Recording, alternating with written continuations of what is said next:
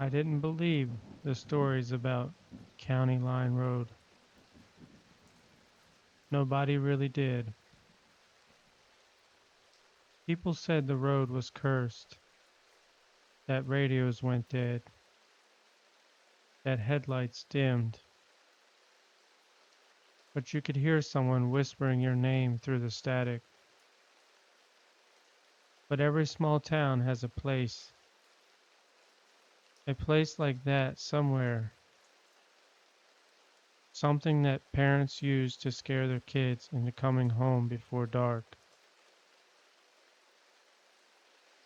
I was 26, working nights at the grocery store. I was driving home at 2:30 a.m. every morning. County Line Road was the fastest route, empty, quiet, no cops, no cars in sight, no traffic, just me, the dark, and the hum of my old truck. The first night it happened, the radio cut out. Not unusual because my truck was older at the time, even older than I was. But then the static started, not the normal kind. This static had rhythm, like it was breathing, slow, wet, and uneven. I turned the radio off because the static was getting annoying.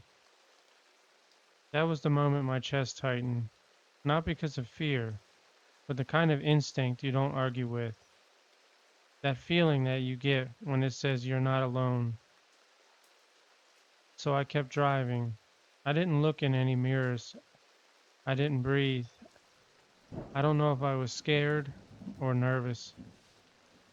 When I finally pulled into my driveway, the static stopped, just like that, like a flick of a switch. I told myself it was nothing, just a glitch. Maybe I was tired. But deep down, I knew something had changed and I didn't feel alone. The second night, while I was driving, I avoided the radio entirely because of the previous night. No music, nothing, just the silence. But the silence could be worse, and I didn't know. Halfway down County Line Road, the truck's interior lights flickered. A few times they dimmed to a slight yellow glow. My breath fogged the windshield even though the heater was off. Then I heard it, a voice.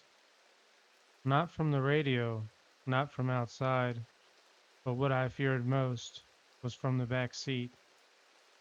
A whisper, raspy and broken, like someone trying to speak through water. Don't look. I kept telling myself, do not look. I froze. My hands were white knuckling the wheel, my eyes glued to the road. The whisper came. It came closer this time. Look at me. I felt the breath from it on my back and my neck. Nervous, but I couldn't look. I just couldn't do it. I drove the rest of the way home with tears in my eyes. My chest was tight, burning from anxiety and from me holding my breath. When I parked, I forced myself to turn around. The back seat was empty, but the seatbelt was buckled like someone had been sitting there. I went to sleep. Brushed it off, told myself that I was just tired and was working long hours. But the third night, I should have taken the long way home. I should have called in sick or done something else, but I didn't listen. My routine is a powerful thing, and fear makes you very predictable. That night, the fog was so thick it looked like the world had been erased. My highlight headlights barely cut through it. The road felt narrower, like the darkness was pushing in on both sides. Halfway through the fog, the truck slowed down on its own. The gas pedal sank under my foot, like it felt as if it was concrete and it wasn't connected to anything. My radio, it turned on itself. Static. It was a deep crackling noise, like it was alive. Through it, a voice crawled out, the same voice I had heard the previous night. It told me, "You looked in the back seat," and my heart stopped. I couldn't do it. The static swelled, filling the truck like a storm. It told me you shouldn't never have looked. The truck jerked violently out of my hands, like something had grabbed the back bumper. I slammed the gas out of nervousness, and the engine screamed. The tires were spinning, but the truck did not move, like something had had a hold on it. Then slowly, my rearview mirror tilted downward on its own. I saw it, just for a second, a face, pale and bloated, eyes sunken so deep they looked like holes, mouth hanging open like a broken hinge. Its skin was dripping like it had been under water for too long, and it was smiling, not a human smile, a stretched, torn, impossible smile. I screamed and punched the mirror upward. The truck launched forward, breaking free. I sped home so fast I nearly tore the transmission out. When I stumbled inside shaking, I locked every door and sat on the floor until sunrise, in fear that I may see it again. Eventually, I dozed off, waking up the next morning. The fourth night, I couldn't do it. Everything in me was burning and telling me to stay home. I didn't want to go to work. But unfortunately, you know how life is. Bills do not care about ghosts. I told myself I'd take the long way home. I promised myself. But when I clocked out at 2:30 a.m., something felt wrong. The air was heavy. The parking lot lights flickered. My truck door was already unlocked, and I knew deep down inside I had locked it. But when I got inside, the seatbelt, unfortunately, in the back seat was buckled again.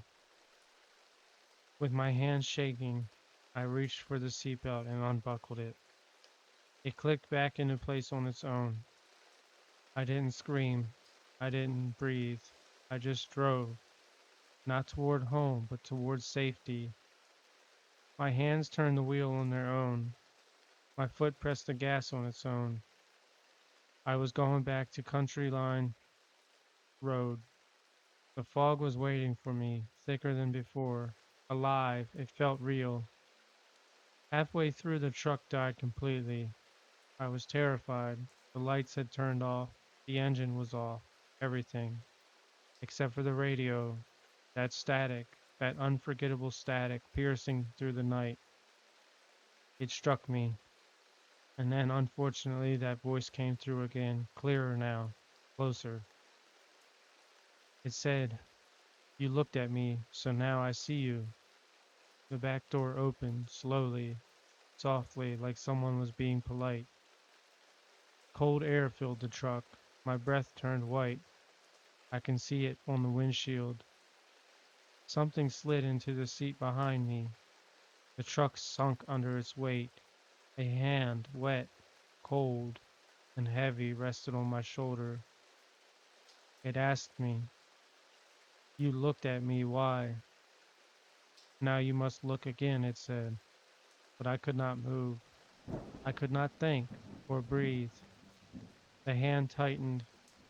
It told me to look. My head turned on its own, slowly, painfully, forced, and I saw it again, closer, clearer. It was smiling wide, a smile that could not be human. Its skin dripped onto the seat. Its eyes were bottomless pits. Its jaw hung open like it was unhinged. It leaned forward until its face was inches from mine, but it whispered, "Now you're mine." I could not deal with it that night. It was like a fever dream. After that moment happened, I woke up in my bed later, wondering to myself, how did I manage to get home? But I do remember The static was in my bedroom, not from the radio, not from the television, but from the corner of the room. I didn't want to look. I begged myself not to look. I pleaded with myself, but my head turned anyway. It was standing there, tall, broken, dripping, smiling. You looked, it whispered, and now you can't stop looking. The static grew louder. The room grew darker. My vision tunneled. The last thing that I remember before passing out was its hand reaching toward me. Unfortunately, I don't leave my house anymore. I don't sleep, nor do I eat, because every time I blink, I see it in the corner, in the hallway, or in the reflection of the microwave door, smiling, waiting. And every night, the static gets louder. It's not coming from the radio anymore, or the truck, or the fog. It's coming from inside my head. It whispers the same thing over and over again. You looked, you looked. And now everyone who hears your story will look too.